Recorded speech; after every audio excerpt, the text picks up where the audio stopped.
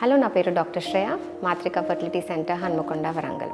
So కొంతమందికి ఈ అపోహ ఉంటుంది కి ఐవీఎఫ్ ఇక్సీలో బేబీస్ డిఫరెంట్గా ఉంటారు ఆర్ జెనెటిక్గా ప్రాబ్లం ఉండొచ్చు అనేసి డౌట్ పడుతూ ఉంటారు. సో న్యాచురల్ కన్సెప్షన్లో ఏమవుతుంది, కణం అనేది సొంతంగా అండం దగ్గరికి చేరుకుంటుంది అనమాట. ఐవీఎఫ్లో ఏమవుతుంది, అదే గుడ్డును బయటికి తీసుకొని ఆర్ అండంని బయటికి తీసుకొని కణం పక్కన వదులుతాం. సో అక్కడ కూడా సొంతంగానే వెళ్తుంది. ఇక్సీ అనే ప్రొసీజర్లో మనం స్పర్మ్ సెలెక్ట్ చేసి అండంలోకి విడుదల చేస్తామన్నమాట. సో అంతేగాని మనము ఏమీ జెనెటిక్ మెటీరియల్ మార్చట్లేదు, అండంనో లేకపోతే కణంనో మనము ఏమీ ప్రొసీజర్స్ చేసి జెనెటిక్గా వేరియేషన్స్ చేయలేమన్నమాట.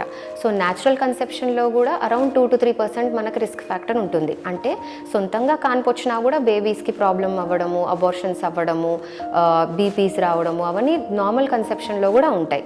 ఐవీఎఫ్లో 100లో 1కి ఎందుకు రిస్క్ పెరుగుతుంది, ఏదో ఐవీఎఫ్ ప్రొసీజర్ వల్ల కాదు.